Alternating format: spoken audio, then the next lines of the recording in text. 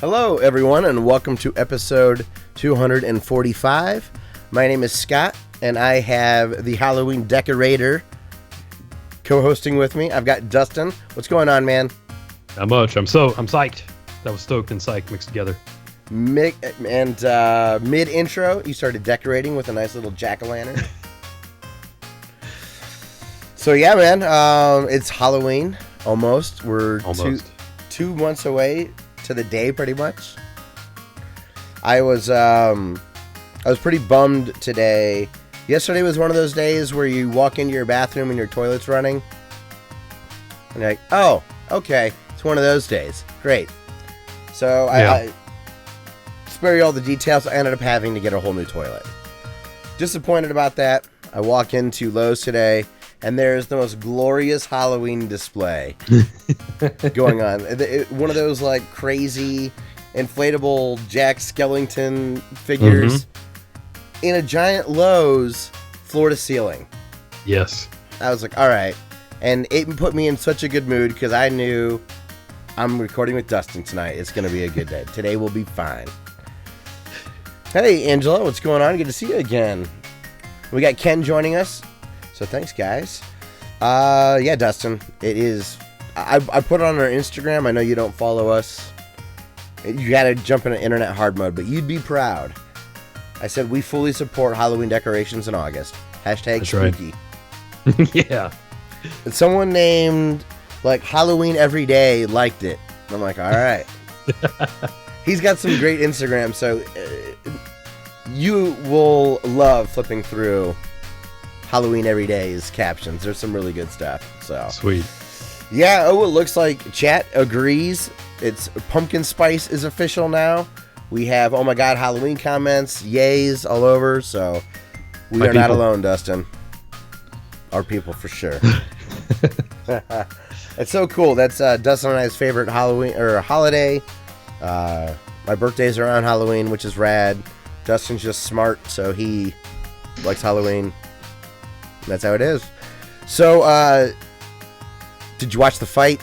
Did you watch the McGregor-Mayweather fight on Saturday? No, but I did go to Twitter and Facebook repeatedly to see what happened. I assumed that you still needed cable for pay-per-view. Mm-hmm. And it turned out none of the local establishments in Findlay were just showing the fight. They either just refused to do it or had a cover charge. I'm like, well, that doesn't make sense. So my buddies that did have cable started offering to have people over, but it was my idea to get together for the thing, so I felt like I was imposing. The guys offering have kids. It was a little last minute. There's no way sitters could have been lined up or anything like that. Yeah. So I started looking around, and it turned out the PlayStation Store allowed you to subscribe to it, so you could stream it through PS4 and stuff like that. But also, Showtime's website directly let you buy it. So I went to their website, I bought it, and streamed it through my Chrome browser from Showtime, and it worked flawlessly. Sweet. It was a very entertaining fight. Ended up having way more people over than I was expecting. And because the fight took so long to start, we had a whole day party and cookout. We were able to get a whole bunch of extra rounds of this game called Can Jam in. It was awesome. It was freaking sweet. My boy, I didn't get the outcome I wanted, but I got the fight I wanted. It was exciting. It was awesome. It was really fun. It lasted 10 out of 12 rounds, so it wasn't like a Mike Tyson 7-second knockout, which was a lot of fun and very cool. I'm combining stuff like you were. It takes time. It does.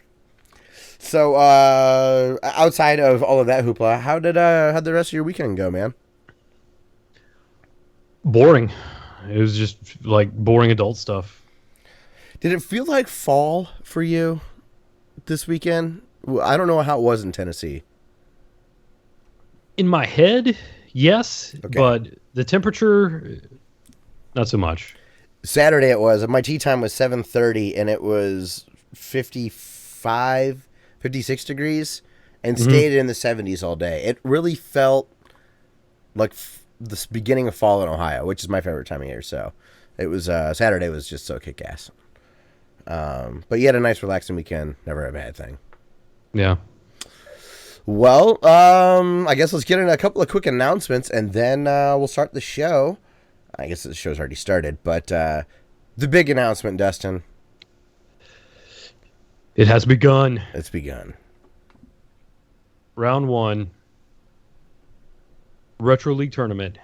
Best game of 1992.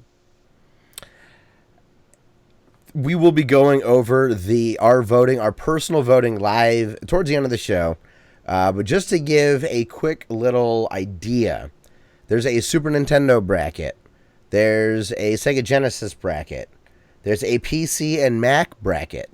An NES bracket. 16-bit CD bracket. There's a Game Boy bracket, an arcade bracket, and a wild card bracket.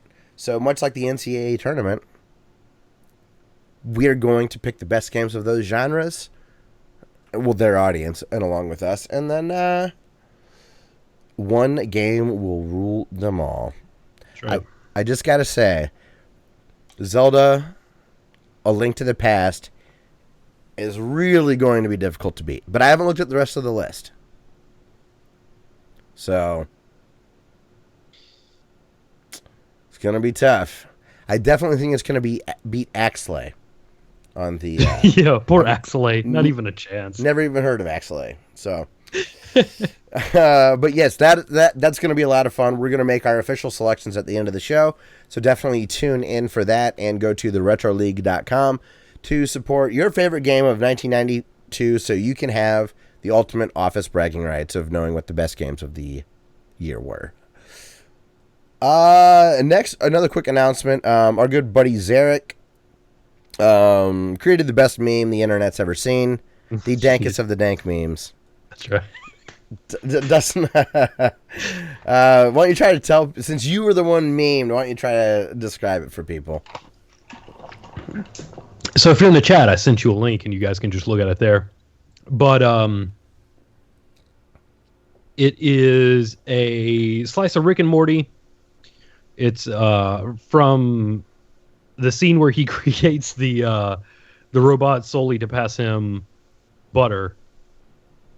And it is a callback to last episode where I said if I made an AI, what game I would make it play was Desert Bus.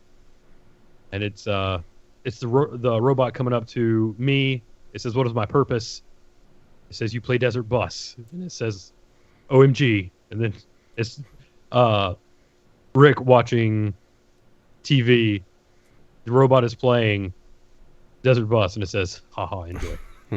And if you're a Rick and Morty fan, that's exactly what I think you were expecting AI to behave like. Wait a minute, my purpose is to play Desert Bus. Yeah. Fuck. Life is futile. So that would have been a good Soma. That would have been a good Soma. Yeah. Mm-hmm. Better than Soma. So thanks to Zarek, man. That's love the deep cut stuff. Good inside jokes there. If you want to follow our stories along, our news and all of that, quick reminder, if you join us in chat on our YouTube channel, youtube.com/classicleet, Dustin will be posting the links that we're talking about in the chat so you can follow along with us live if you would like. And also just a quick reminder, because of some of our ads not being user-friendly on YouTube, we have Amazon affiliate links in our descriptions of the video and audio versions of the podcast. So if you'd like to support us, you can check those out. And anything that you purchase after clicking on that link, we will get some credit for. And yeah, that's going to be it for the announcements this week. Dustin, the first bit of news was from our good friend Dumez. Good friend Dumez over on YouTube, Duhmez. And he sent us the best edit of Predator I've ever seen.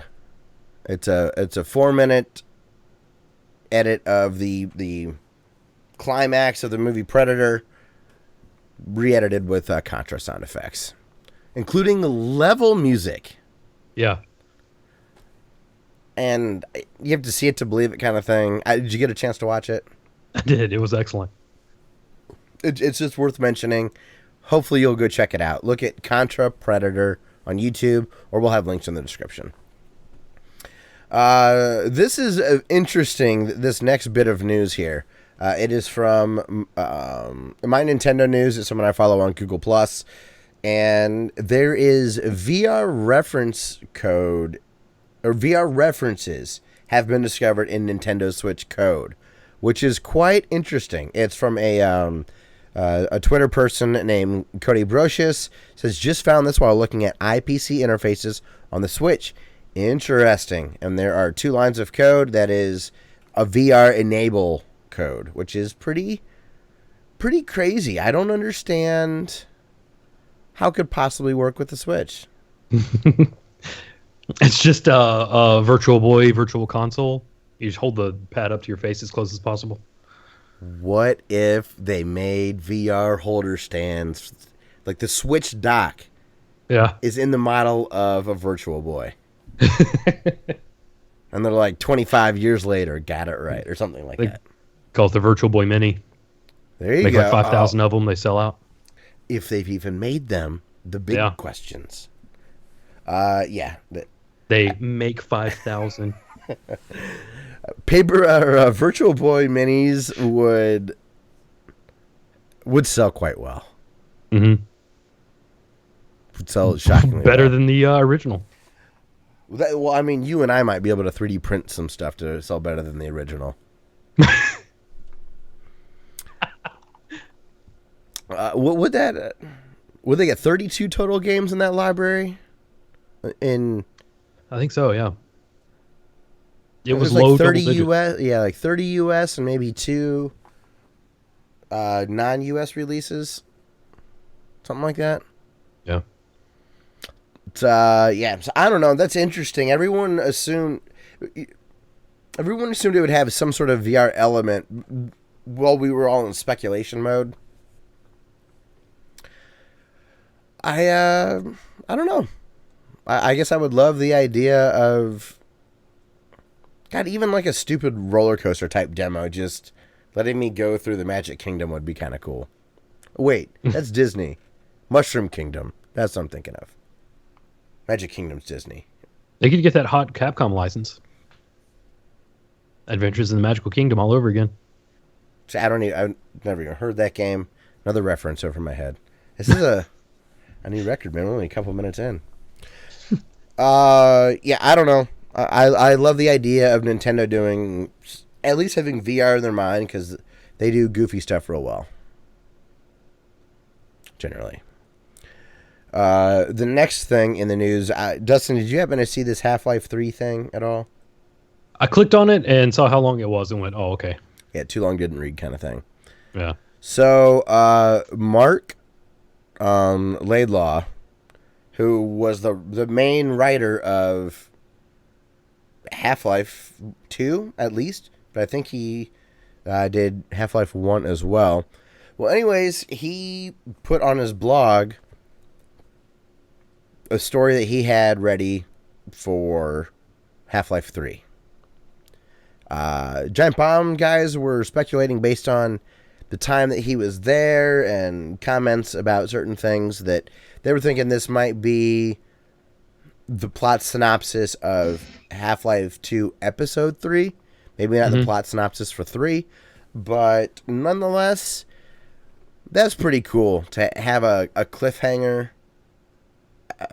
I haven't read all of this yet, but there's some answers, I guess, for you, and there is, some progression in the story. Hey, dumbass, what's up, dude? Just talked about you. My favorite part about listening to the Giant Bomb guys talk about it was, are so many people gone from Valve that it's not going to matter that he put this out? There's no one there that would care because it's so, this will never be used kind of a thing. Or if his friends there just don't care, maybe they want it out there, that they had these thoughts in mind and things like that were going on. I'm trying to think of what a movie would be that's been like resolved in an unsatisfying manner or never was resolved that I'd like some closure on. Half-Life's not it for me, but I love the idea that maybe a writer might do that for Super Mario 2. Give me a Super Mario 2 movie. What happened when Daisy needed him to come back, you know? I would love to know. Like with some studio exec, because they thought there was going to be a sequel. There had to be something out there. Something in a notebook. Is there a property that you'd love to have wrapped up? Or maybe something that might have been changed? Like were you into Lost and people were bummed about that? The original ending to Return of the Jedi. Fill me in. They were supposed to go to Kashyyyk, the Wookiee homeworld. Yeah. And then Han Solo was supposed to die at the end. Really? Yeah, because that would have been like the end of his character arc, where he was selfish and didn't care about anybody. He would sacrifice himself for the greater good. Wow, that would have been cool. Yeah, and Wookiees all up in your grill. Yeah. Instead of stupid Ewoks. Ewoks. Now, I like Ewoks, but it's because I was the perfect age to have those toys marketed towards me. Well, their music was awesome. Okay, yes. Undeniably. Yub. And I did like the Ewok movies, the two Ewok ones there. Ooh, Iceman. Yeah. Oh, yes, hey, Iceman, good to see you again. Metal Gear Solid 5. That's another good one. It would have been great if they'd finished that game. So I'm very happy for the diehard fans that are looking for some morsel. You know, I could see. I don't know, a band I would love to hear more from, or something like David Gilmour from Pink Floyd showing something that maybe had never been released, or something that they had kind of worked on before Pink Floyd kind of broke up and have kind of reformed into something different without Roger Waters. So I don't know. I think something like that would be sort of cool. Something on the cutting room floor to sort of have David Gilmour say, with Roger Waters' blessing, hey, here's my buddy and I kind of walking you through what we were going to do for The Wall 2 or something like that, you know? Yeah. Hey, this is a little off, but what did you think of Rogue One? I finally saw that.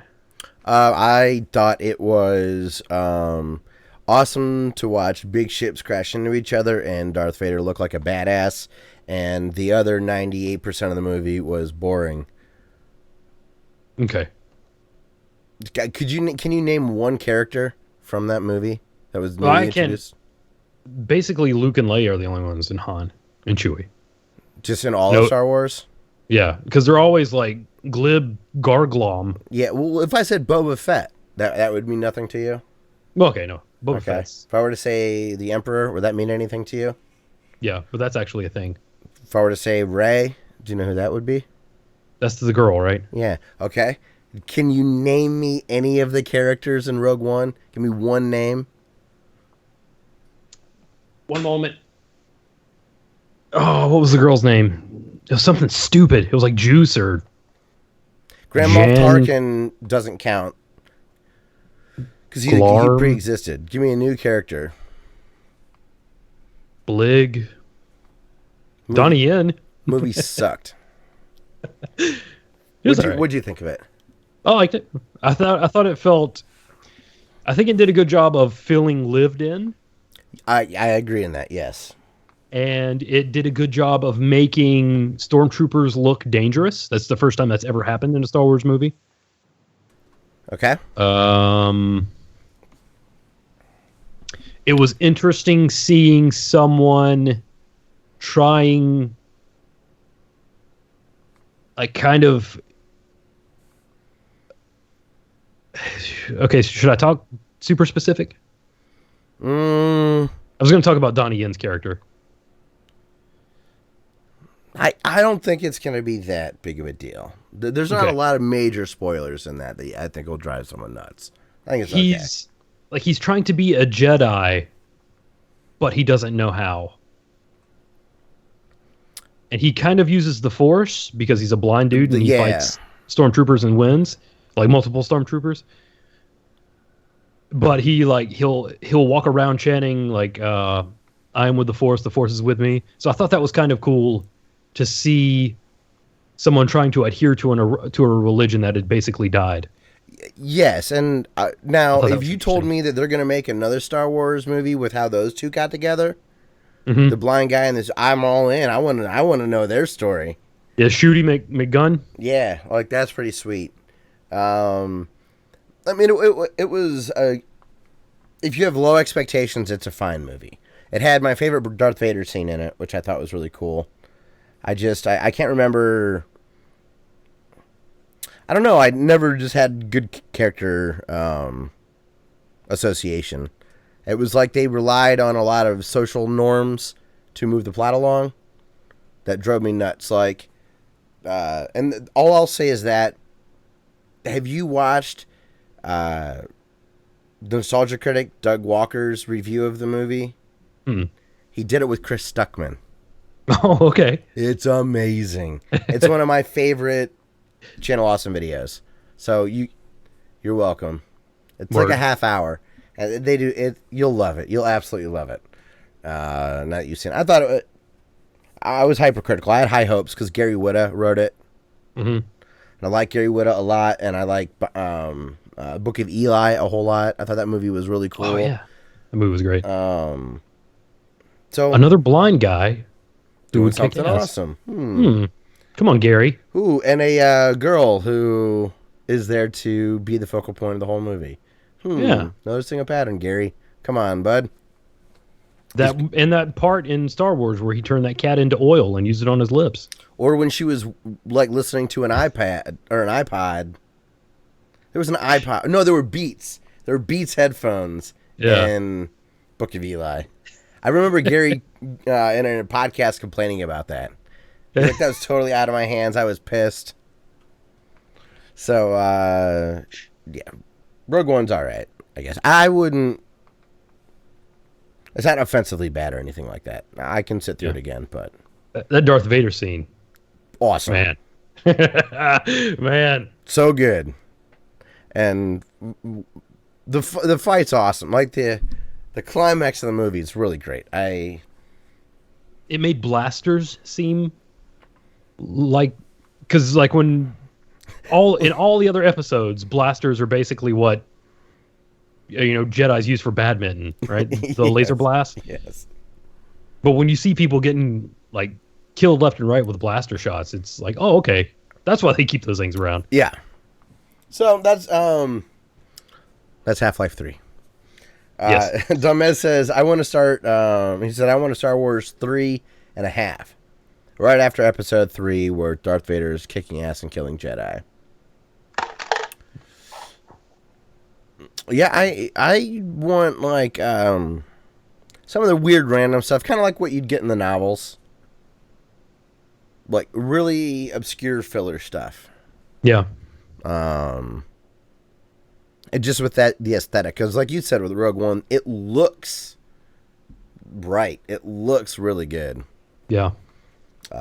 Yeah. So, moving on, though, this is pretty cool. Secret of Mana. Is getting a remake, like a 3D. Mana. That sounds like we just earned our explicit tag this week. But there's a remake of the game coming in 2018. So I think that's cool. Yeah. I think it is. Is it the people that?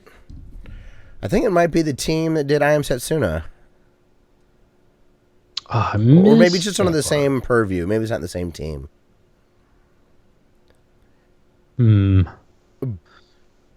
But it looks like I Am Setsuna.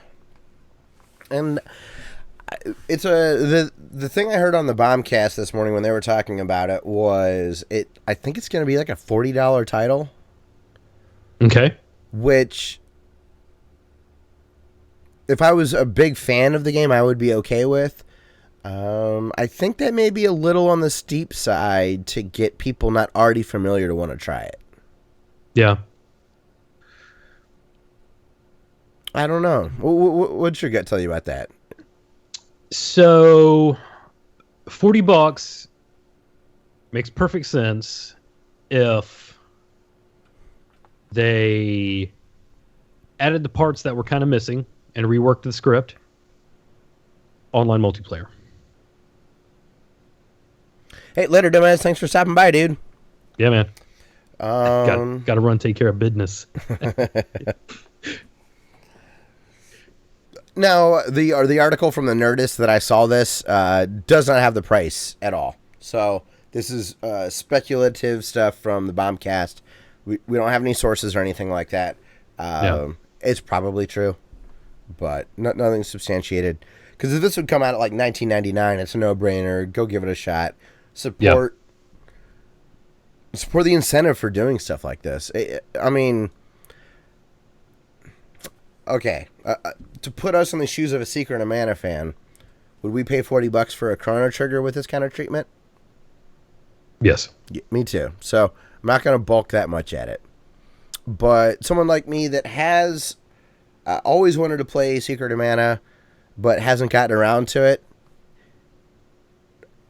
this would be really something to consider at $20 for someone like me. Yeah. And another title just to have out there is it? I think is it a Switch? No, it's going to be PlayStation 4 and Vita and Steam. Vita, that'd be good. But 40 on a Vita's tough. Maybe Vita's a good indication it would only be 20. I bet you all kinds of money. This is going to be a limited run game. Yes, no question. Yeah. Yeah. That's such a horrible scene to be in right now. That I have a lot of sympathy. No, empathy, right? Sympathy, I can't relate. I've never been in that. Empathy. Right. Okay. A lot of empathy for the guys at limited run games. Yeah. For a couple of people that have learned how to use Sony's production minimums to put games out for big fans of any titles is awesome. Mm-hmm. But you're damned if you do, because how do you know the demand? And then you have people thinking that even with the best intentions, people think that they're just greedy assholes, and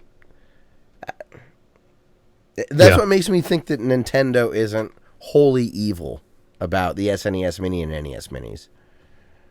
But yeah, limited run games they've caught a lot of heat over every release they've ever done.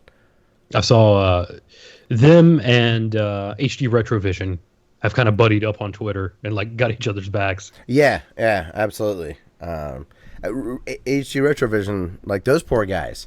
Yeah, they've got a really good sense of humor about it.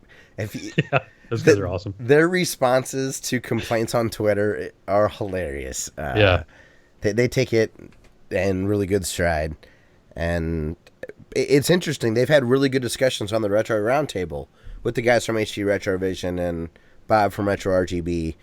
Having those guys talk about that stuff. How do you handle that? If you have a shitload of stock and if the two of us had 10,000 copies of a game we couldn't sell, we'd lose our houses kind of stuff. Like that's a substantial risk to try to do that kind of thing. And that's, $60 times 10,000. That's cash. Like that's not just... That's money sitting there. You spent that money, you're never getting it back. Yeah, and people don't understand that the people complaining that there's obviously the demand, so you should be ordering more and getting more manufactured. You don't have orders of magnitude when it comes to, just throw 10 more in that order of 1,000. There are massive increments there. And if there is a defect in it, like that and there's no way to test a market for something that niche. Mm-hmm.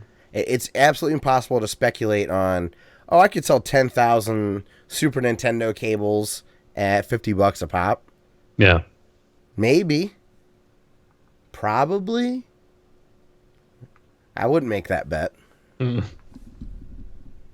So, Nope. I have a lot of sympathy for the guys out there trying to make some awesome retro stuff and having it, having patience lost within the community of their supporters and stuff. Yeah. There was another guy. I forget his whole story. Did you hear about the Metal Jesus Rocks guy on YouTube having his GameCube get fried from a prototype mishap? Yep. I watched the explanation of why that happened from Bob at Retro RGB, and essentially there was an HDMI GameCube converter that someone made and sent to Metal Jesus to try out and review, and it was not mentioned in the initial video that it was a prototype, that it wasn't manufacturing ready, but the guy was making them, and it seems like 5% or so have fried systems, because essentially what can happen is these pins aren't shielded correctly, and you can send too much juice into a GameCube, and it will fry it, which is crazy because GameCubes are quite like 64s, they're well-built systems. Yeah, they're robust. Robust, thank you. And so yeah, poor Metal Jesus had probably sold some of these things. His GameCube died as a result of it, and he had to make a video explaining that. And the manufacturer isn't doing anything other than saying, yeah, that's totally true. It's a prototype. It's been corrected, and I'm sorry this has happened to people. That's like, I'll give you a free one when I get it sorted out. How about that? I would love, and that's why you don't want to order too many. What if he had made 10,000 of these that are like ruined or no good? That's one of those things where it's scary every time, even a channel as small as ours, when we get offered to look at something that is maybe an obscure product or a little niche. There's responsibility there that I'm not really always comfortable with. Yeah. So yeah, that sucks for all of that. I forget how he exactly got on that from Secret of Mana, but keep an eye for Secret of Mana for your Vita and all that stuff. It's gonna be cool. The next article, Dustin, I've got a bunch of indie games here. They're coming to the Switch. Did you get a chance to look through these? I saw that. Let's see, Shovel Knight is going to be in that, and of course, Meat Boy. Super Meat Boy Forever. That's the new Doom, right? Everything is getting a port of it. Yep, I'm okay with that. Yeah, that game's awesome. And then a couple other ones, like a card game and Kentucky Route Zero, which I have not played, but I remember hearing about that a lot. Yeah. Mulaka, which I've never heard of. It says that it's an Attack on Titan-esque 3D shooter. Oh, no. That's Morphe's Law. Mulaka is just gorgeous and kind of like Zelda-ish. Another one called Battle Chef Brigade. Ooh. The author ends the article by saying, all I'm asking for is a little Hyperlight Drifter action up on those Joy-Cons. Give me some Hyperlight Drifter themed Joy-Cons. I'm in. Yeah. Remember that Super Nintendo cart they put together? Oh, yeah. Yeah. Yeah, give me some of that style on it. I'm cool with that. But that's neat. I like Nintendo Switch kind of fleshing out their library with rock solid games, some Dooms, right? And they are getting Skyrim, which was the previous Doom. Yeah, Super Meat Boy Forever is coming. I'm excited about that. Hopefully, I don't know. Hopefully we make the cut and we're one of the press units that get some access to coverage for that. So That'd be sweet. We shall see. I applied, so fingers crossed. Yeah, but I saw Super Meat Boy in the news. Now, here's something really interesting. Eurogamer, who I usually rely on as a rock-solid source, said that Super Meat Boy Forever is a Switch exclusive, or a minimum a timed exclusive.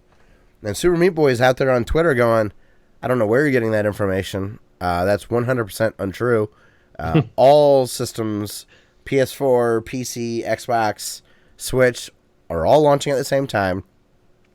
They are currently in the process of looking at getting physical editions of Super Meat Boy on all those platforms as well. Cool. So, Super Meat Boy, sign us up. We'll report accurately. Mm-hmm. Come on back. We'll be an indie game too. That's right. Oh, yeah. I'd love that. And then the last thing. Oh, this time they can just put our video stream in the movie. Our faces will be up there. No. No? I don't want a rip of my webcam shown to millions of people on Netflix. Should I take our... No, never mind. I can't make that joke work. Like we were already on Netflix. Okay. Yes, you're right. They could. And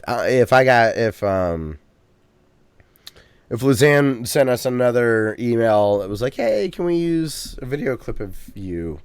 I would say yes. That's fine. Especially if it was that one 30-second clip we have called podcasting. Toast taste test. Yes. Well, I do have, and if that doesn't work, I can't do the weatherman thing like you can. I've got the Indie Game the Movie poster in the background of all of the keen eyes will notice.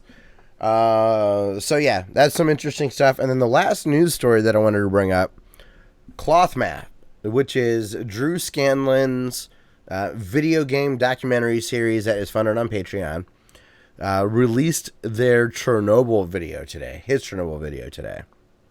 It was half hour. I'm assuming you didn't get a chance to watch it. I saw the first 4 minutes. Is that his first? That's the first I've noticed. Okay. It might not be. I'll have to go to his YouTube channel and check it out. Yeah. I've been a subscriber, but I hadn't checked, and it was awesome. He walks around Chernobyl, and he does more of a documentary from the perspective of an interested person being there. Mm-hmm. And he's coming there as someone that's interested in video games, and that's kind of the lens he's viewing things through. So he's comparing the aesthetics of the aftermath of the apocalypse, and shows that The Last of Us looks to have nailed it. That's not in Chernobyl, but right.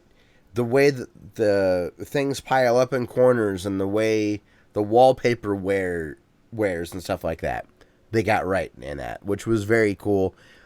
He showed landmarks that have showed up in a lot of other video games. So he's like, if you know anything about Chernobyl and there's a landmark, this is probably one that you've thought of, or that you would know.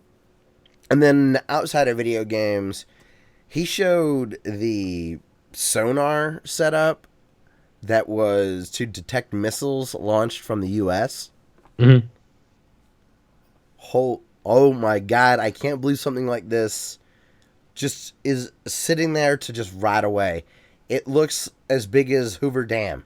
I don't know. Wow. But from a perspective point of view, it was... Even his video showed how enormous this was. I can't imagine seeing it in person. Yeah. There was also a cooling tower in the process of being constructed in the town over, and seeing one of those halfway done, it was a really neat video. And Drew Scanlon's got Drew Scanlon jokes in there. Sweet. At one point, he's like, I'm doing some like everyday things, but I said I'm doing it in Chernobyl. So he's like, at one point, I won't ruin them all, but he's tying his shoes. He's like, but I'm tying my shoes in Chernobyl. I'm like, that's awesome. Very well done. I'm glad to see that Danny O'Dwyer did very good, leaving GameStop, making his own documentaries with his Patreon money, and Cloth Map, Drew Scanlon, did his own take on the same thing, took the same risk, and is clearly doing very well with it. So congratulations to them, and check out Cloth Map's documentary on Chernobyl. It's impressive. Yeah. I can't believe one dude with donations on a Patreon website is able to make something this high quality. I wonder if Ken Burns is like, are you fucking kidding me? Like, which Trent Reznor is working to do the soundtrack for the next Ken Burns documentary. I think it's Vietnam. I think it's the Vietnam War. I think. But man, that two of my favorite artists coming together to make their respective art awesome. I'm very excited about how well that could work out. That's just amazing. So that's gonna be it for news this week. Was there anything that you wanted to talk about? Nope. Cool. So this week, Dustin, who is our? Oh, I forgot the intro. It is now time for our YouTube channel of the week. Week. This week's channel of the week is Terra Corrupt. I was doing stuff, and one of his videos caught my attention, and it was the Chrono Trigger Timeline. I'm excited to watch this. He did an awesome job with that video, and he also did the Chrono Cross Timeline, which is far more convoluted, and he did an awesome job with that. Good, then I don't have to ever play that game. I can get a good sense of what was going on. Yeah. And then he did a third video where he like tidied up and talked about like time travel theories and how it could have worked, and yeah. Cool. Really, really cool videos. Terra Corrupt, and that's like terraform, like Terra. Correct. Corrupt. Not like the rapper with the K. I watched Spooky Astronauts It Follows review last week. Uh-huh. Yeah, she's good. I liked her video. I've seen her on Twitter, and she's good, but I agreed with her assessment of the video, and she suggested some other stuff that I'd like to check out as well. And I liked her discussion, of course, on the soundtrack, and she talks about why she liked it and why some people hated it and whatnot. Yeah, it was good. So I'm very excited to see Terra Corrupt. You have not disappointed with any of your suggestions. Sweet. You've done a lot of these now. Yeah, I watch a lot of YouTube. Yep, so do I. I was telling my friend, far more than anything else. That's the last premium subscription I would cut. Yeah. I'd get rid of Netflix before I'd get rid of my Google Music, YouTube Red.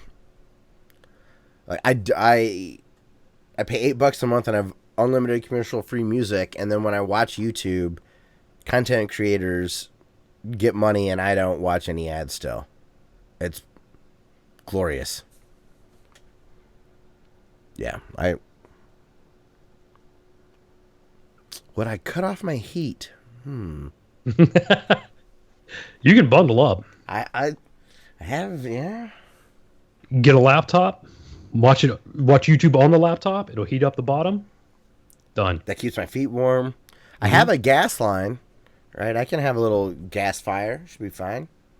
Yeah, just crack it. Crack it open, light a match. Get it pouring right in your house. It feels out of the spirit of the thought experiment to allow me to use my fireplace, right? Right. That's dumb. That's too easy. Too easy. Now, if I crack the line going into the fireplace, I think that counts. Because it'll basically be like a single, like... Maybe occasionally a bird will fall down. Hey, you got dinner. Keep listening to my commercial-free music. So, but yeah, Terra Corrupt, did you just find this person? You said they caught your attention. Yeah, it was just in the suggestion.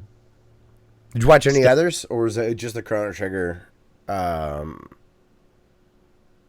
did say Chrono Cross was more convoluted. Did you watch all of that, or did you just assume? What did I watch? I watched Chrono Trigger. Okay. Cross, the third follow-up that explains some stuff, and Xenogears. Oh, okay. Don't autoplay. Don't have a trailer.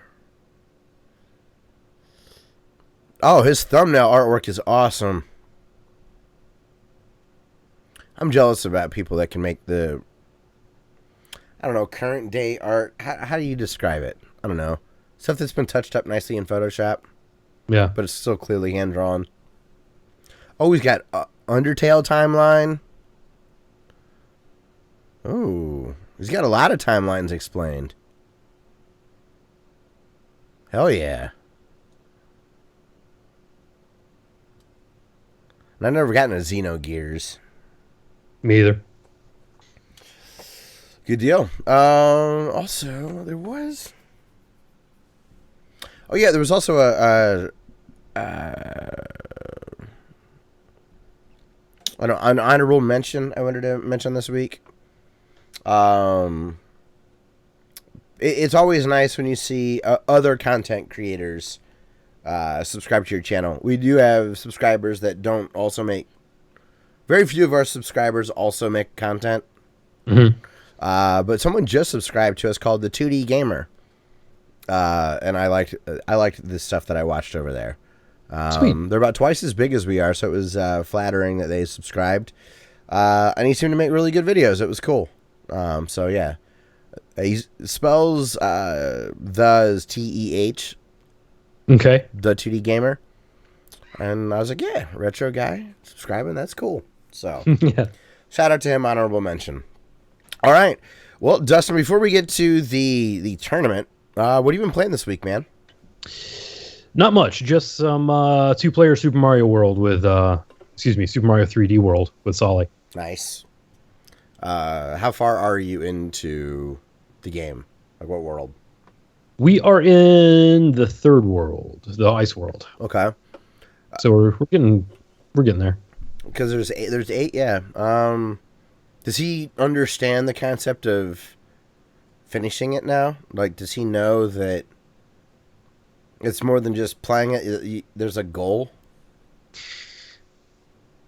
He does, but he's not patient enough to collect all the stars. Oh, okay. Like, he gets... he's very excited about playing 2-player. Uh-huh. So, like, we'll bounce on each other's heads or we'll pick one another up accidentally. And he'll be very excited about that, and he won't stop to, like, look for the stars. Gotcha. So I think eventually I'm probably just going to have to go through by myself and, like, collect as many stars as I can up to the point that we are. Okay. That way you have level 4. Yeah. That makes sense. That's pretty cool, though. I don't think I would have understood the concept of getting to an end at 4 years old. Yeah. But you're not far away. I definitely knew that there was an end to Super Mario, and I started that in kindergarten, 1st grade. Yeah. So he's right on the brink. Mm-hmm. Easily the best part is the point total for the crown. Oh, yeah, because that gets dicey. They troll you a little bit. You don't know necessarily who's going to win. Yeah, but we'll be playing and I'll intentionally keep my score low so he wins. But do you knock it off him during the round? Because isn't there one that you can collect? No. Yeah, you can, like, I think you could pick him up and throw him, or like hit him with anything in the level, and it'll drop the crown off of him, and you can scoop it up. So you can totally fight over it, but I always let him keep it. I understand. My godson's 4. And it's hilarious when we're playing hot potato, and it's not him that gets the hot potato. He points at him and says "loser" and like thinks it's hilarious, and we think it's hilarious. But when it happens to him, and we go "loser," breaks down like can dish it, can't take it. So I would assume that's how it would be with Sully and the Crown at this point. Maybe in another year or so when he realizes, like, oh no, I'm going to get revenge. Like, yeah, right. I'll get you back for that. Right now, he's like, no, the world's over. I would bet that in 3 years' time, he'll start getting to, like, where I absolutely have to do my best to keep up with him. Probably. That's what I would think. Especially so around that time. Because it won't be like he's new to games in 3 years. Right. It'll be so second in. Yeah, that sucks. At least like my dad got to fend me off until high school before I beat him in golf. Right. Like if you can get your record unscathed until middle school, you get a Hall of Fame championship belt, undisputed. Yeah. First ballot, you're good. That's cool, man. Well, I guess anything else you wanted to chat about before we? I still talk smack to him though. Of course. Like the level will end, and I'll be like, dude, I totally beat you this time. There's no way. I got this crown. This crown is mine. And then of course he beats me, and I'm like, what? Oh my gosh! And he's like flipping out, laughing at me. That's fun. Yeah, it's the best. That's why it's fun when Landon loses and we know he's about to cry. My buddy's funny. He's like, God, he's such a pussy right now. It's so funny. It cracks me up. Little kids are great. Dustin and I finally finished Sonic Mania. And? It is an incredible game. I really disliked the last level and the final boss. Okay. It does not affect the fact that I think Sonic Mania is absolutely incredible. Okay, good. I started it over again so I could play with the new save file has Knuckles. Sweet. And it's wonderful. And I won't say what, but if you select Knuckles, there's straight up Knuckles nods. If you were into the Sonic and Knuckles game, they didn't forget about you. It's not Sweet. Just like a palette swap, which I thought was wonderful. The last level, I don't like it. The whole game has a really good flow to it, and it's just completely different in the final level. And the way it's designed, it's tough to tell that you're making any progress.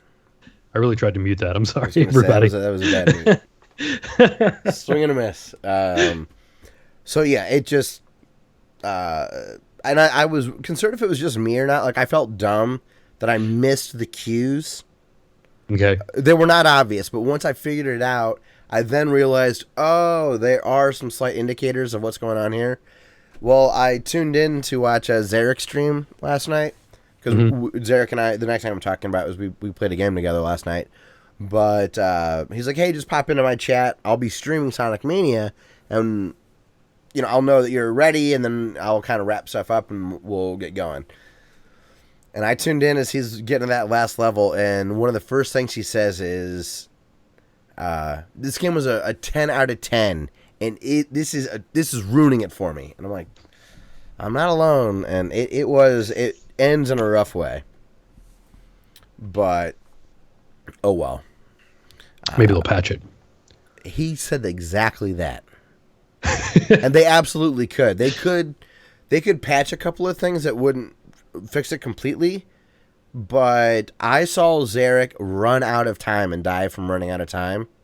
Wow. All right. I also did that at least once. I want to say maybe twice, but I can't quite remember that. By the time I finally figured out how the level worked, then I really struggled with the boss. And I shouldn't have, but I did. The thing that's a real bummer about that game is it's old school. So when you get a game over, you continue from Act 1. So you got to go all the way through Act 1, then the frustrating parts of Act 2 to get to the boss again. So there were plenty of times where I thought I was going to sit down and beat it, died, and I'm like, I don't have another 20 minutes to get back to trying that again. So yeah. And I'm surprised I did that, but every Sonic game I've ever played has a level I despise. Sonic 1 has the Labyrinth Zone. Yeah. I won't go through all of them, but they all have levels that it's like, why? Why is this here? It just doesn't match. But it doesn't affect the fact that I adored Sonic Mania. I will definitely play through it all the way again. I would really like to, over time, have a Sonic only run. I just completed it with Sonic and Knuckles, or Sonic and Tails. A Tails only run, and well, you don't get any help with Knuckles. So I would like to beat it in all 4 character setups that you can. So I can't hate the level that much. Get all those Chaos Emeralds. Yeah, and they do some also. It's a little easier to get those Chaos Emeralds in subsequent playthroughs. You don't have to. It's not like the old days where you just start the game all the way over again. Yeah. God, that was brutal. I know. Did you ever get all the Chaos Emeralds? I did. I think it was a PS3 version, so it was basically save states. I think I had doing the level select cheat in Sonic 1, because you could just sit there and play all of the secret levels. But I don't know. I don't remember if it was saved or not. I think that I had gotten through all of them successfully, but never like for real and authentically or anything like that. And also, speaking of our good friend Zarek, last night we streamed 2000XX. Dumbass had also mentioned this recently. Zarek and I played it a while ago, and I've talked about it on the podcast. When it was in early access, it's finally out officially. And God, we played for almost 2.5 hours. Sweet. So if people don't remember, it's a roguelike Mega Man indie game. It has online co-op. And it is styled mechanically and aesthetically after Mega Man X. But it's not pixel art. It's like hand-drawn art, kind of like blood-stained aesthetic looks now. But it's beautiful. It's fun. The music's excellent. And Zarek and I, our first run wasn't very good, wasn't very exciting. But man, as that stream went on, we kept getting better and better. And it got exciting, at least for us it did. Tony was able to stop by and say hey, so that was cool. His streaming, his live audience is awesome. A lot of people watch Zarek, which is cool. I didn't have the watching per like viewers at any time up. I had the chat up, but I didn't want to know how many people were watching because it make it that much harder for me to stay focused. Yeah. But man, it was fun. And there were some points where we both had close calls and did really good and then just got so powerful. We had a goal and we accomplished it.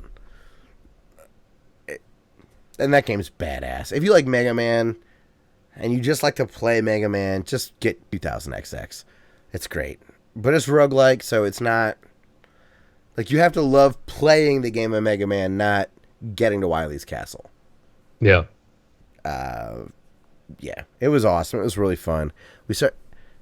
There's great like buying mechanics you can unlock, or you can come across stores and you gather stuff. You gather a currency, and you can buy cool upgrades. And I don't know. It's a really wonderfully done Mega Man roguelike.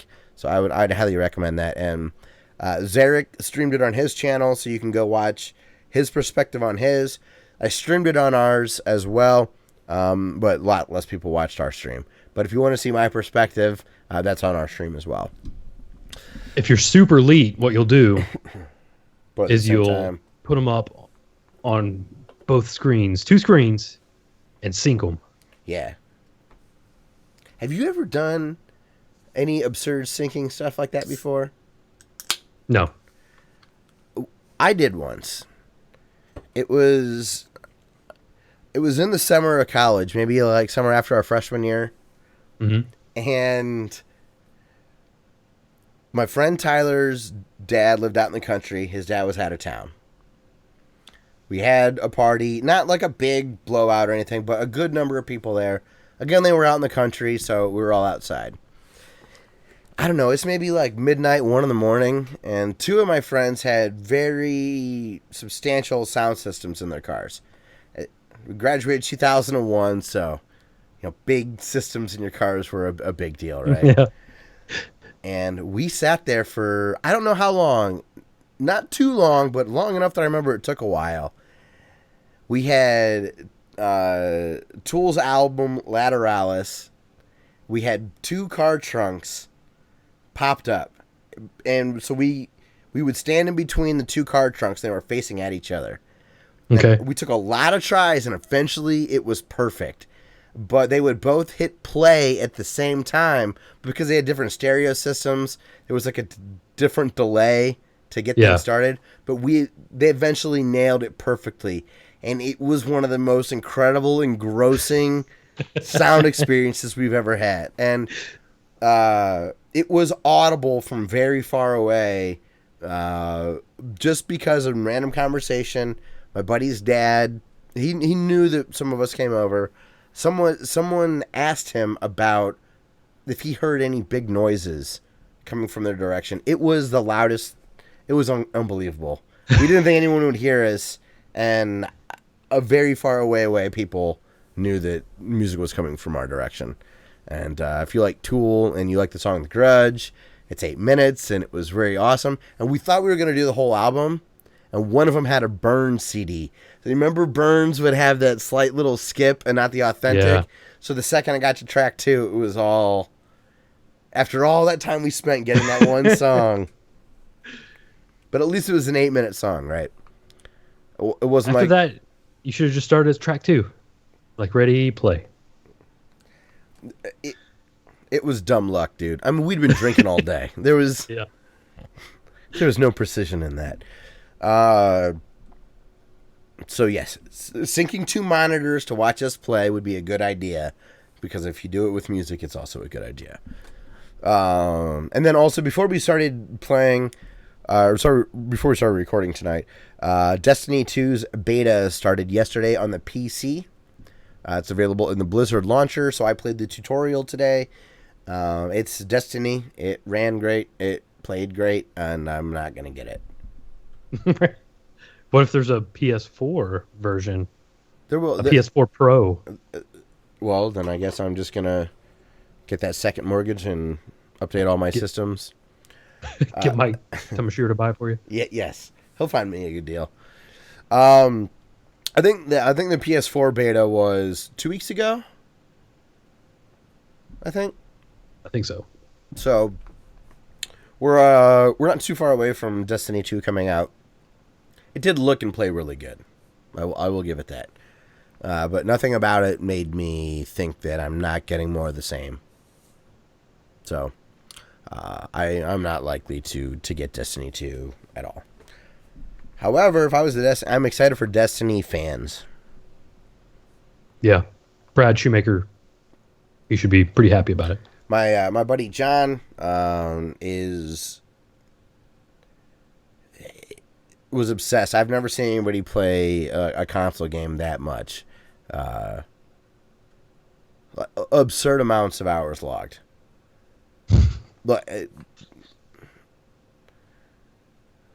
Like stunning, like 10 times over what you did in Skyrim. Wow. Like jaw-dropping amounts of time he put into Destiny. Man. So I'm excited for guys like him that are burnt out on the old one and want just a refresh of what they already love. Yeah. It was bizarre playing Halo in question marks or quotations with a mouse and keyboard. Mm-hmm. I didn't like it as much. It was clearly more accurate, but I don't know, something about that kind of a game. I like my I like my controller, which is why I probably don't like online, because I get smoked.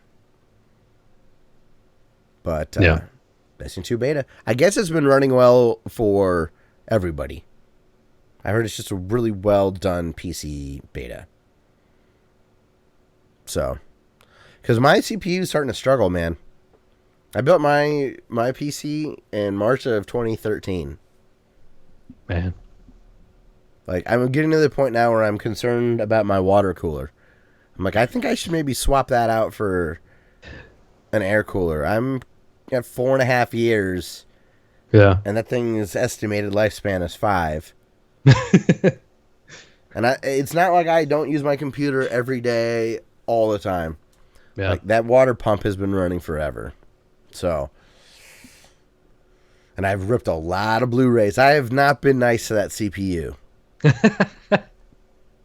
So, yeah. If it's running, the only reason I'm bringing it up is because it ran really, really good on my PC. And I have a mid-range graphics card now and an old CPU, and it ran great. So, that's cool. All right, Dustin, it is now time to get to the good stuff, the meat of the podcast, the real fun. Oh, yeah. We're doing the Retro League tournament. So, I guess as far as... There we go. I had not been monitoring whether our stream was going well or not. I did start dropping frames again. It should be okay. It's a very low percent, so we are in good shape. Let's get to the tournament. So, again, this is the 1992 tournament. And this is, there's 64 contenders right now for the title of the best game of 1992, chosen by the forum members of the RetroLeague.com. So, it says, check back on September 3rd. We are doing this on August 30th for the voting of the second round. We will be casting votes every week of the podcast until a champion is won. Or, champion is... Hey, Retro League, what's going on, guys? So, we will announce the winner and do it live once we are there. So, hey, I don't know if this is Hugh or Rob in chat, but we are going to see if we upset you with any of our picks. Yeah. First up, we are starting with the Super Nintendo bracket. We have the number 1 seed, the 1 seed of the entire tournament, The Legend of Zelda: A Link to the Past versus Axelay. Or Axelay? Axelay. Yep. Oh, it's called Axelay. Okay. I would rather play Legend of Zelda. Same. So that is our vote there. Next, we have Street Fighter II, The World Warrior. So the first version, not like... Not the Super Turbo or... 2, yeah. Okay. Versus Contra 3, Alien Wars. For this, I go Contra 3 all the way. Yeah, I'd much rather sit down and play that. Give me single or co-op. Hey, it's you. What's going on, man? Next up, we have Mario Kart versus Super Star Wars. This is a tough one. This is a tough one. I like Super Star Wars better. My least favorite Mario Kart is the Super Nintendo one. Yeah, I agree. Mario Kart is awesome. Mario Kart is awesome. Super Star Wars is awesome. Yeah. And we like difficult video games, so we're going with Super Star Wars there. Next up, we have Teenage Mutant Ninja Turtles 4, which is Turtles in Time, versus Legend of the Mystical Ninja. These are two Konami heavyweights. Goodness. But I still take Turtles in Time. Me too. Me too. Yeah. Next up, we have the Sega bracket. So we have Sonic the Hedgehog 2 versus Dungeons and Dragons Warriors of the Eternal Sun. Sonic. I like Sonic better. Yeah. I've never played the D&D game. It may be awesome, but Sonic 2, come on. I've never heard anybody say that a video game version of D&D has been better than playing it for real. That's a good point. So if this was that good, I think it would. One, it wouldn't be a 2 seed or an 8 seed. No, it's a 5. Yeah, it's an 8 seed. It wouldn't be that low. So yeah, Sonic 2 sounds good. Man, the Sega Genesis 1 seed is Sonic 2 versus Link to the Past. Genesis is done. We'll see. Maybe not. Next up, we have Lightning Force versus Splatterhouse 2 as the 4 and 5 seed. The real winner of the entire 1992 tournament. Splatterhouse. Should be. Lee said it's one of 3 Teenage Mutant Ninja Turtle games in this tournament. Man. So smart money's on that, but I'll it reminds me of when golf announcers would be like, okay, are you betting on Tiger Woods or the field? But yeah, Splatterhouse 2. I'm definitely going with that. Next up, we have Alicia Dragoon. Alicia Dragoon versus Kid Chameleon. I've never played Alicia Dragoon, but it's the 2 seed. I'm leaving this one up to you. That game is rad. I own that game. Would you rather play that than Kid Chameleon? I would. I'm not going to fight for Kid. The only reason I love Kid Chameleon is because the Game Genie made it so good. Yeah. So without Game Genie, I'm not dead set on that. So next up in the Sega Genesis bracket, this is good. We have Desert Strike: Return to the Gulf versus TMNT: The Hyperstone Heist. Also known as Diet Turtles in Time. It is. But if you handed me both of those, I'd rather play TMNT. Yeah, all day. Hugh says that the 4 members also loved Alicia Dragoon. So, even though we are not active members on the forum anymore, still cut from the same cloth. So, I'm not surprised we're in line with the forum. Next up, we have the PC and Mac bracket. It's crazy. Yeah, you have to have these together at this point now. Remember, every time you saw a game at the store, there was the PC or the face, like half pink, half purple Mac face. Yeah, like the compatibility stuff. We have Wolfenstein 3D versus King's Quest 6. King's Quest 6 is the DOS version. I mean Wolfenstein. Yeah, like I love Wolfenstein. Next up, we have Indiana Jones and the Fate of Atlantis versus SimCity. SimCity is the Windows version. I've never, ever wanted to play a SimCity in my life. So Indiana Jones. I've never played either of these, and yeah, I'm not into SimCity. So, Raiders of the Lost Ark is rad. Last Crusade is rad. Yeah. Ripping a heart out of a dude is pretty rad. So, so maybe there's something cool in this one. So we'll go Fate of Atlantis. That's a toss up. That's the 4 versus 5 seed. So next up, we have in the PC and Mac bracket, Dune 2 versus Space Quest 4. Space Quest 4 is the CD-ROM edition, which is a big distinction. I'm more curious about Dune 2. I've never played either of these. Same. So I would play. Okay, we'll vote for that.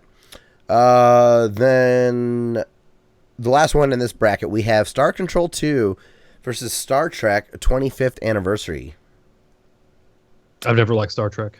I know that Star Trek 25th Anniversary on NES is terrible, like nearly unplayably bad. So out of that, I would go with Star Control. I like Star Trek, but all right, we are in the NES bracket.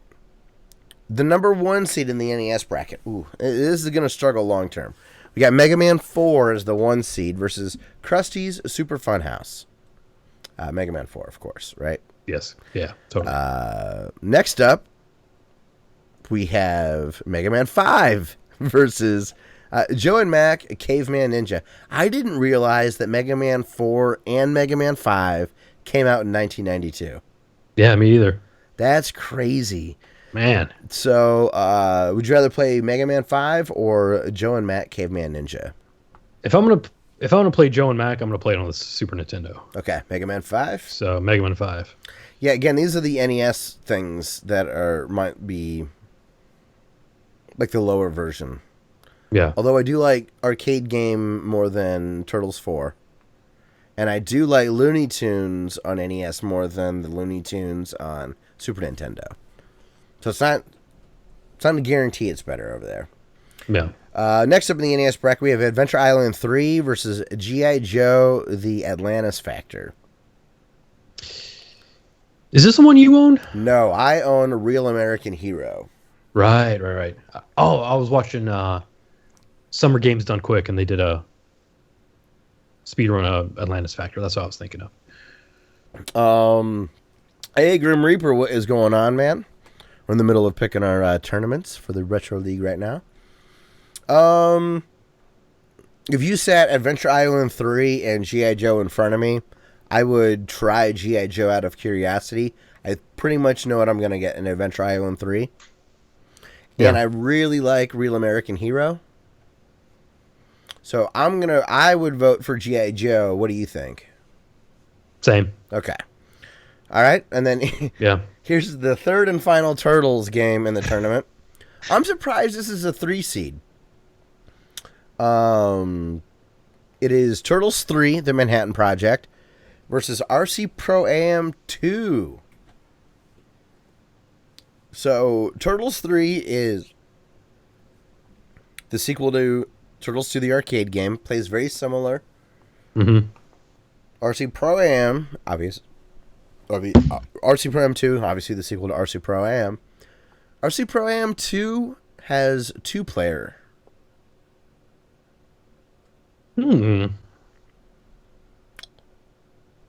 I would really have a hard time picking between these. I think I'm leaning Turtles. Same. But RC Pro Am 2 deserves some love. Now, the 2-player in that isn't split screen.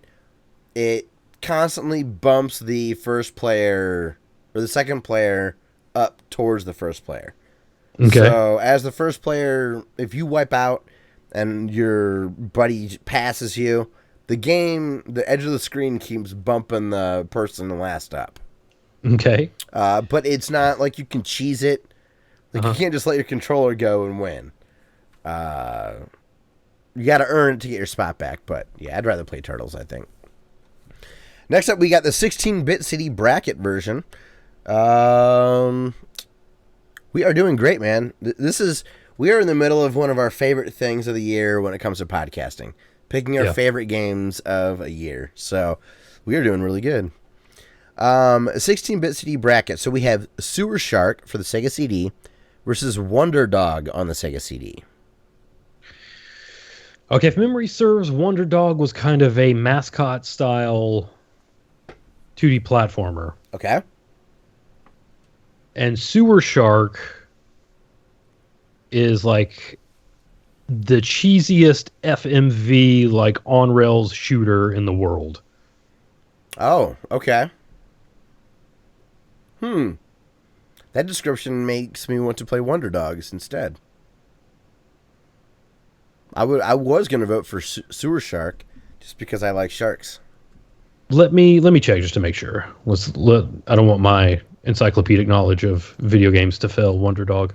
I was listening to a great episode of Stuff to Blow Your Mind this week, and it was about the Mandela effect. But a big part of their discussion was how the human brain recalls memories. It's very interesting. The fact that you had mentioned... Uh-oh. Yeah. You were right?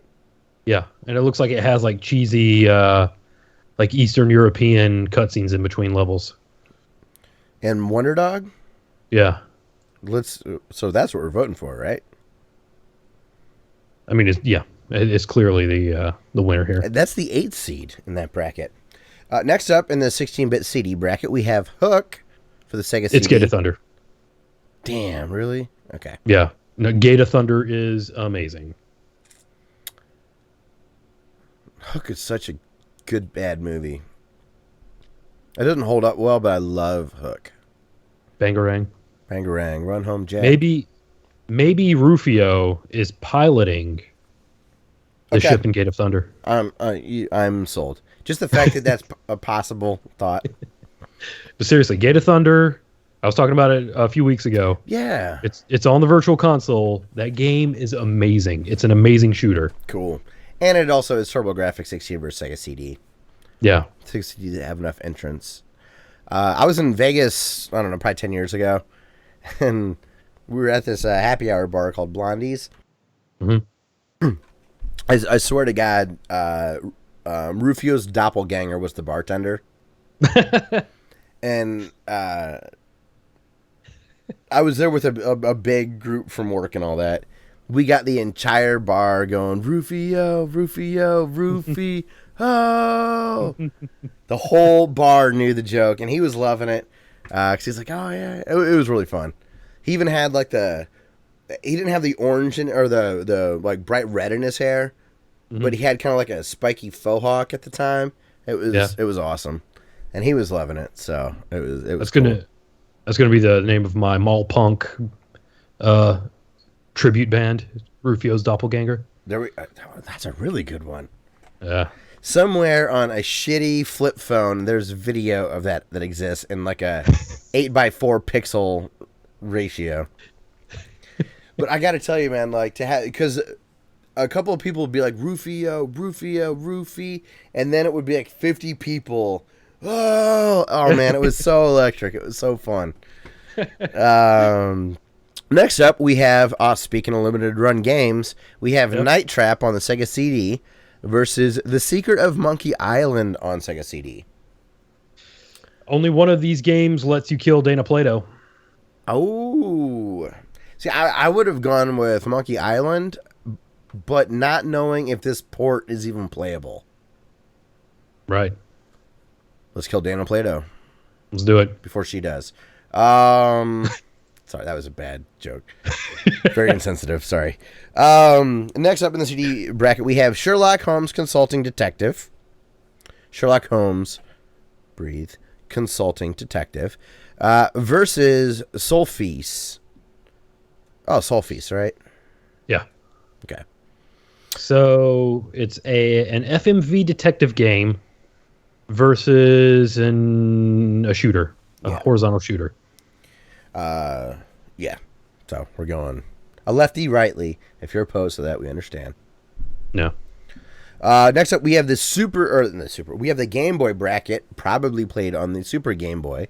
We have Mario Land 2, the 6 golden coins, versus Batman Return of the Joker. Damn, those are both really good. Mm-hmm. But, I mean, I'll fight you over Super Mario. Yeah. That's one of my favorites of all time. Yeah, I mean, it's the number one seed for a reason. Yeah. Next up, we have Mega Man 2 versus Looney Tunes, which is like Mega Man versus Mario 3 squashed down into the Game Boy. Yeah. I'd probably vote Mega Man on this one. Same. But my concern is I know I can beat Looney Tunes. I'm not sure I can beat Mega Man. But if I were to recommend, I think I'd go Mega Man 2.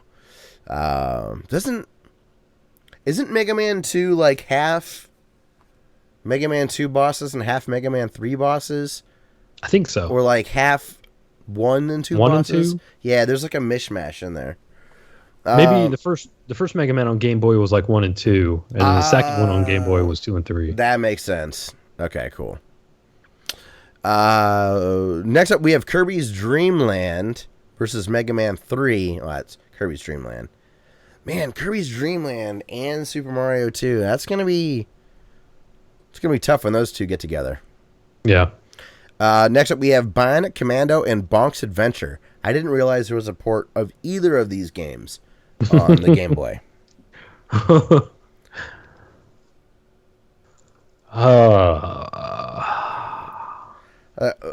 I have flawed logic on what I would pick. Let's hear it. I always loved the commercial for Bonks Adventure on TurboGrafx. I liked the dinosaur in the commercial. And I don't really care for the Bionic Commando. Takes so long for me to get used to the mechanics. Yeah. That because I like the TurboGrafx commercial and I'm not in the mood to not jump, I'm going to pick Bonk. Yeah. And I like Bionic Commando. It's jarring. I have to be ready to play that game. Yeah. You literally have to rewrite decades of muscle memory to play Bionic Commando. Yeah. Not figuratively. Actually, literally. Literally. Yeah, I fight with it too much. So I'm gonna go with Bonk there. And Bonk is the higher seed, so odds are, it's better. Yeah. Next up, and this is the final bracket. We are in the arcade bracket. we have Mortal Kombat versus Addams Family Pinball. You give me a quarter in those two games, I'm going to play Addams Family.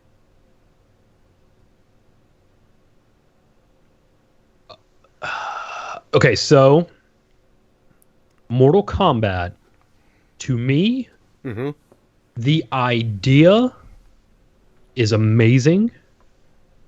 The excitement and the zeitgeist around it, I think, was like a touchstone for the early 90s. I didn't like it that much. Especially one. I don't. Yeah. I think it's cool, but not for me. I would definitely go with the Addams Family Pinball. I know right now, today, I would have more fun playing Addams Family Pinball. Mm-hmm. Next up, we have Star Wars Pinball versus Virtua Racing. Now, here's where I'm a hypocrite, because I know I would have more fun playing Star Wars Pinball, but I have a real soft spot in my heart for Virtua Racing. Yeah. So I would like to vote for Virtua Racing. If you object, I won't fight. No, I'm down. Virtua Racing. Virtua Racing. Man, it's just like Virtua Racing and Virtua Fighter. Those, I know this is like 8 podcasts in a row I've referenced Money for Nothing's video, but this is like the quintessential. That's what those characters looked like. Next up, we have Super Street Fighter 2 Turbo Hyper Fighting, which is what some people consider the quintessential version of this game, versus X-Men in the arcade. X-Men's a 7 seed. That's surprising. That's surprising.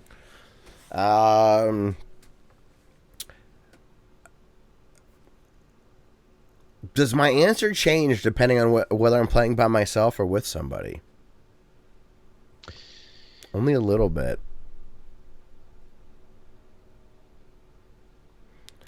I wouldn't. I would still go with the X-Men. X-Men? Okay. Yeah. We'll go X-Men. We're going to assume this is the like the Spectacle 6-player one. The 2 screens. Yeah. That was so neat, how they used mirrors to make it seamless. That was a really cool... I never noticed that until I was like an adult and someone showed how that worked. I'm like, God, that's... Yeah, there were just CRT TVs. How the hell did they do that? Next up, we have Golden Axe, The Revenge of the Death Adder, versus Lethal Enforcers. Okay, I'm going to go with, on this one, I think Lethal Enforcers is rad, but I'm going to go with Golden Axe.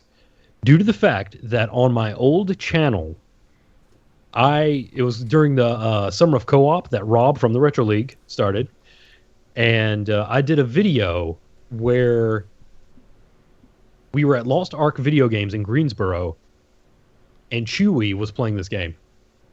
So you could make an objective argument, but we got all sorts of feelings wrapped up in there. So yeah, Golden Axe all the way.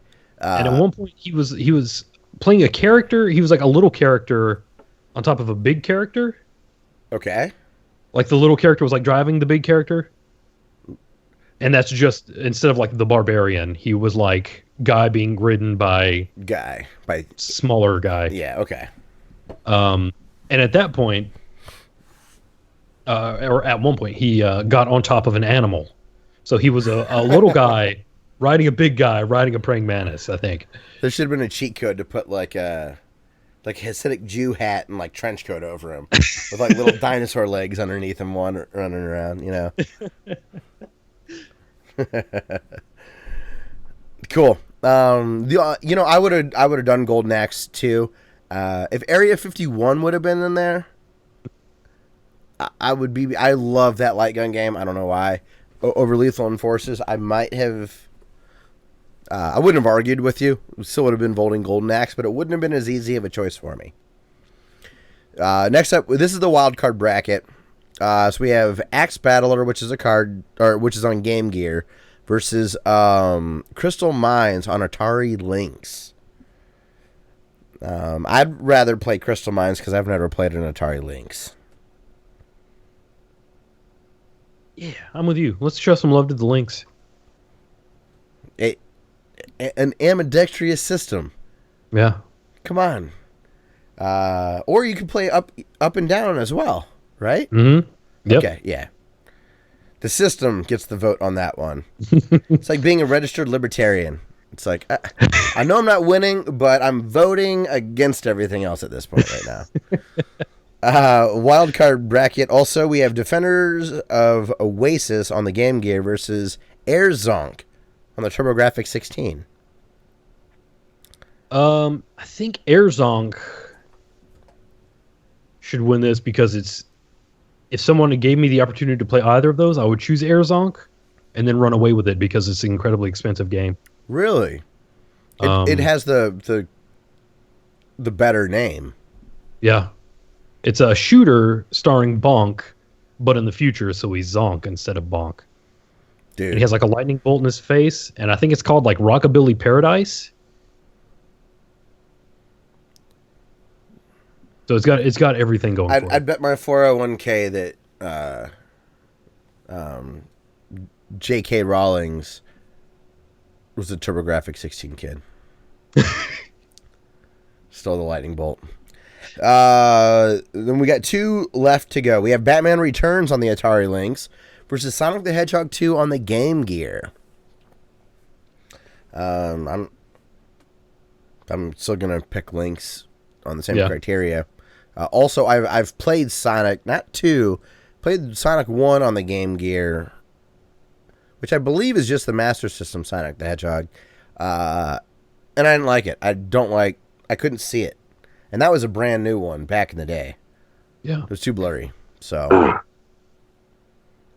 last up, we have Jackie Chan's Action Kung Fu on the TurboGrafx 16 versus Hydra on the Atari Lynx.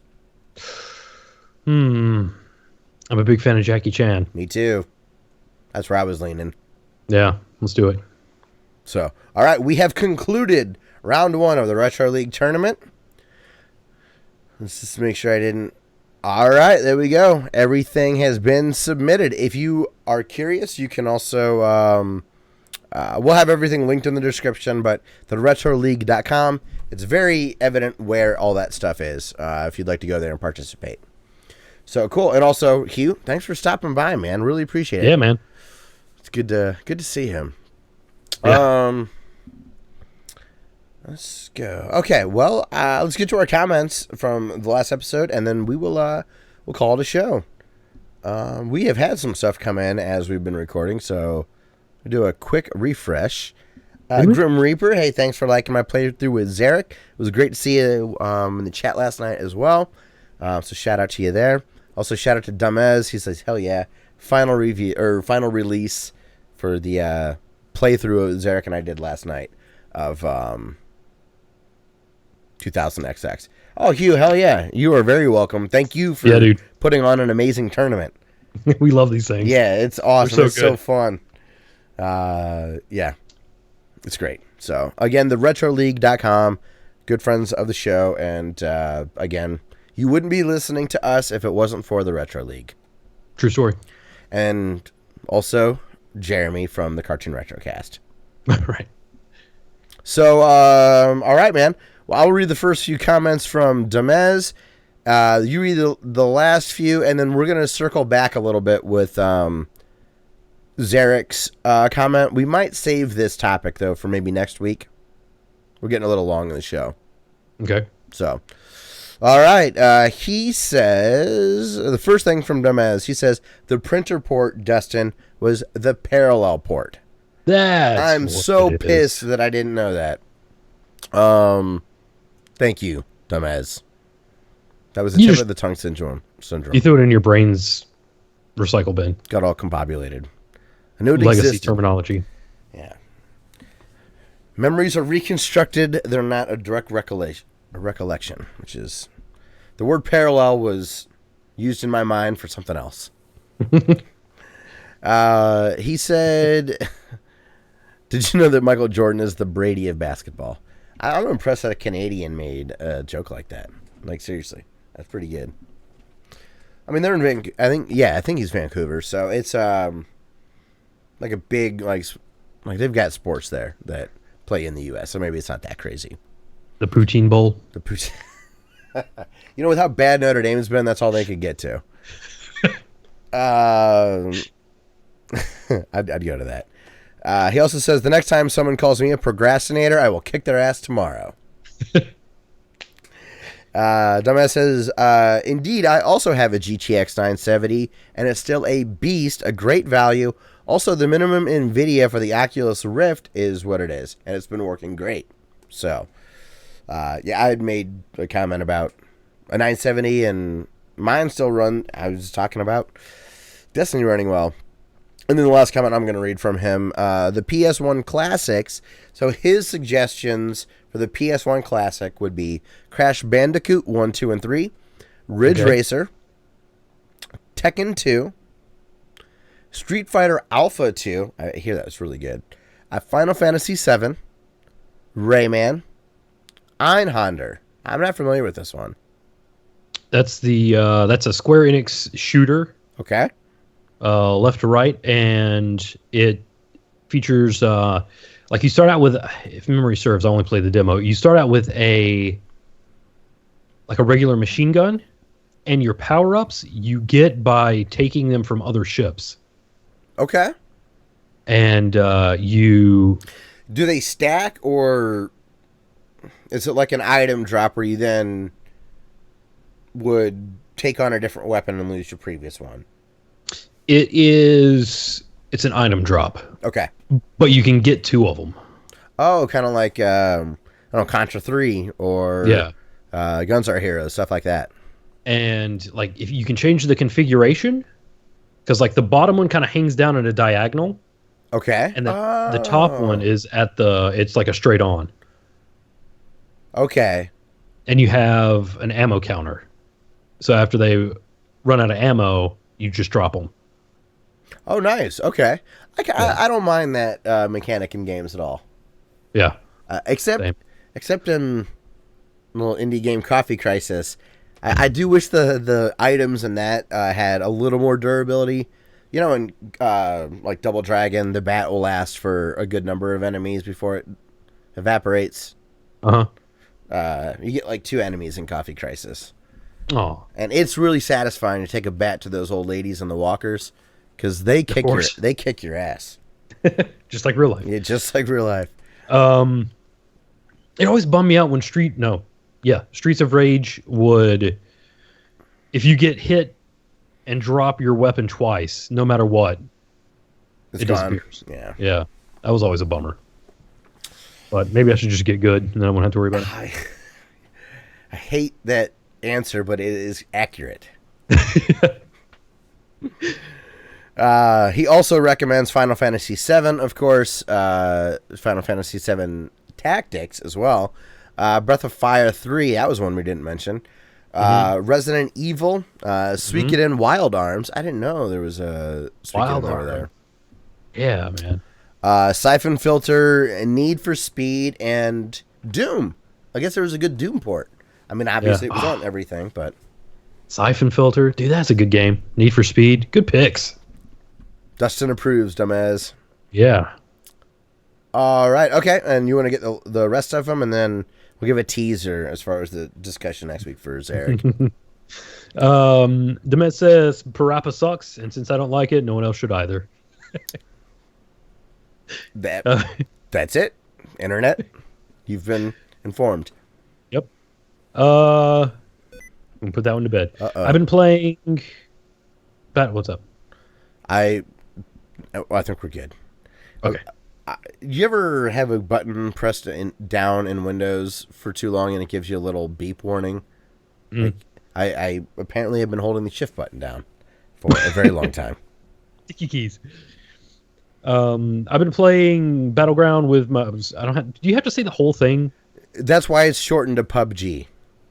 Because PlayerUnknown Battlegrounds is a really bad name, and PUBG is more efficient but still dumb. So you picked your poison. PlayerUnknown Battle. If you just say Battlegrounds, is that too? That's almost the most generic video game title you could come up with. Yeah. Could we do like it's already Dustin, super popular. you want to redo the adapted terminology? I do. Okay, a little bit. All right. Because one, that's dumb. PUBG. I love your hubris there. I got to do something good. So we should go the League of Legends route. People just call it League. Just call this Battle. Done. I will do my best to remember what that means when you say battle. I'm on board. I will try. Put it on Twitter. It's happening. When I think you're talking about Blizzard games, you can't get too mad at me when I realize I'm talking about, or you're talking about, battle. Battle. I like Battlegrounds better than Battle. Battle's going to trip me up a lot. How about Battle G? Done. This is PUBG. I was a Video Game Outsider today. One of their listeners wanted to call it like Pubiga or something like that. And their female host Michelle was like, "That is too gross for me. I don't want to." I'm not saying that. Right. Battle G. Battle G. I really like. Okay. I think that's by far the best. Actually, we'll workshop it. I guess that's more. That's actually longer than PUBG. It is, but PUBG is still, yes, it's one less syllable, but I think it's a Battle whole G new sound. It's a whole new sound to get used to. Yeah. And in our very rarely in American vernacular is the word pub used. True.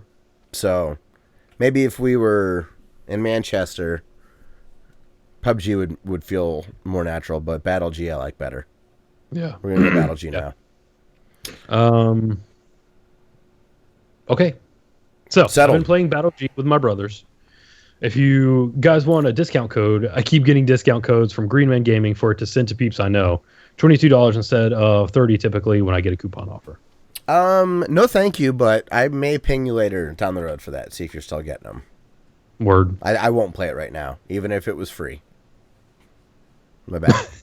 Well, not that I'm not interested. There's other games I really want to play right now. So yeah. And when I have like 15 minutes to play a game, it's usually in the middle of the afternoon. So yeah, and I don't want to sit on a code that could be used. True. Yeah. He goes on to say, Winner Winner Chicken Dinner recently popularized by Charlie Sheen when he was having his breakdown. I interpreted that as him saying that that's why it's in our lexicon now. Yeah. And I don't know about you, but Winner Winner Chicken Dinner has been a saying that I've heard my entire life. Same, yeah. So, with Charlie Sheen, I just remember something about Tiger's Blood and him saying winning. Yeah. And that he beat AIDS with money or something like that. Or like he got diagnosed and didn't tell one of his stripper friends. And what a weird time that was. We have Donald Trump as president, so we're not wasting our time worrying about Charlie Sheen anymore. Right. I will say that Donald Trump has distracted us from Kim Kardashian and Charlie Sheen types, so that's been a nice change. Yeah. If you think about it from that perspective. Nobody knows where Gary Busey is right now. Yeah, boy. Including Gary Busey. How good we had it. Yeah. How little did we know. So Winner Winner Chicken Dinner. If anybody knows where that came from, let us know. Demez says, about sad movies in theater. I cried my ass off in Adam Sandler's movie Click. No joke, it is sad at the end. Also, theater is Canadian for theater. He's got to spell the R-E and the E-R. Yeah. Blast processing is a lie. I watched a video about it, and the thing is only some Genesis could do it. So game devs could not actually factor it into their games, so therefore, no games actually took advantage of it. Therefore, it is a lie. Interesting. I did not know that. I thought it was just like a technicality, like this one, like our clock cycle is faster, so Blast processing. It was like 7 megahertz instead of like 2.5 megahertz on the CPU of the Super Nintendo. With everything else, the Super Nintendo was substantially better at that time, if that was your criteria. Like, we liked the sound of the Genesis better, but the more power was in the Super Nintendo chip. Okay. Oh, what it meant was when they put the 2 TVs on those cars, it was the old car and old TV with the stupid music, and then the Sega Genesis was attached to like the F1 car, like the drag racer. Yeah, and it's funny because now, like, the old stupid car with bad songs sounds way more appealing. Like, that's less dangerous. I'm not gonna have a headache. Way better gas mileage. Hey, Zarek, what's up, dude? Zarek. 20XX is officially released, so if you have not played it in a while, you can jump in and see the final build now. No more major changes. Yes, and it's awesome. Super Hot VR is insane, so much better than the normal one, which is also awesome. I did it with full room scale at Brother's house. My pad is too small for room scale. Dude, I couldn't imagine VR Super Hot room scale. Oh my god. That game's really fun. No, a little bit with the PlayStation VR. You're quite limited. Part of the problem, not only the cord, but the camera. There's only the one camera, so depending on how you turn, it can lose sight of your joysticks or your. Right. So you can lose sync really easily. So, while in theory you can walk around a lot, the camera can lose sight of you, which sucks. You need 3 cameras. That way you can have 1 and then 2. That's what Oculus says, and it's done. Outrageously expensive to do that. Or Vive, you can also set up. I think you can go up to 5 light boxes with the Vive. I think.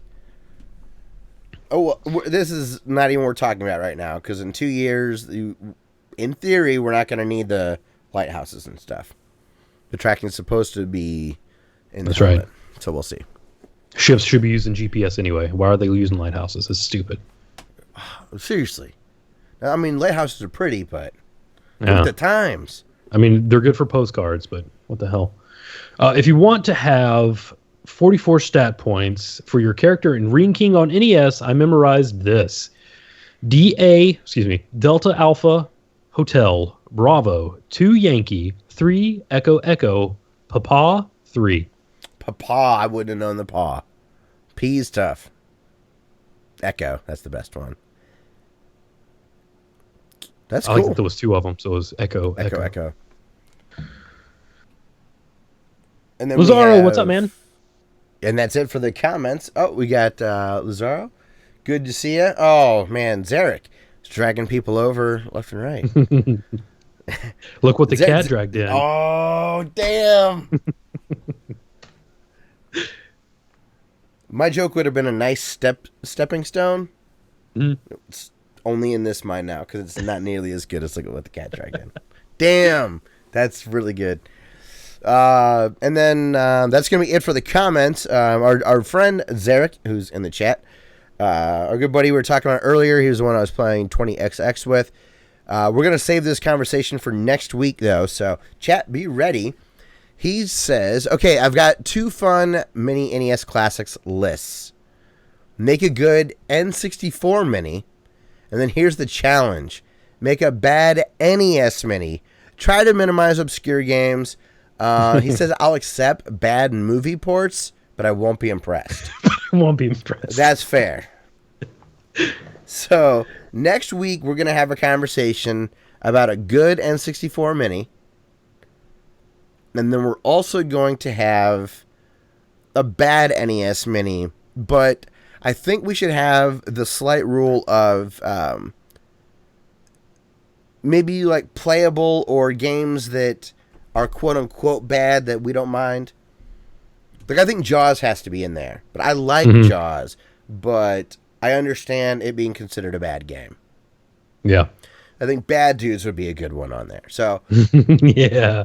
So I think we'll have a lot of fun with that. We understand, I think, the spirit of what Zarek means. So that'll be a really fun discussion. Tune in next week for our chat, because we will have a lot of fun putting together a couple lists there. That's a good wrinkle, the bad NES Mini. But it still has to sell. So, like, actually, they could leave it empty, completely empty, and it would sell out. So, yeah. That'll be fun. So next week, definitely check that stuff out. Before we do over our sign-off stuff, Dustin, anything you wanted to add this week? I don't think so. I felt like there was something, but no, we're just going to go with no. Okay. Yeah, I feel like I missed something too, but I think we're good to go. All right, everyone. Well, that's going to be it for the show this week. If you would like to, if you'd like to follow us on social media and all that kind of stuff, you can find us most actively on Twitter, Instagram, Facebook, and of course YouTube. Also, I want to thank Ben Landis very much for letting us use his song "Through the Forest" as our intro music. You can get that from his album Adventures in Pixels. If you're interested in the audio versions of our podcast, you can get our direct RSS feed at classicelite.com. That's our website. That's Classic L337. Or you can go to Apple Podcasts, Google Play, Stitcher, Podbean, SoundCloud, all those things. Any podcast aggregator or app should find us by now. And then Hugh says that wasn't a bad NES Mini called the Arcade.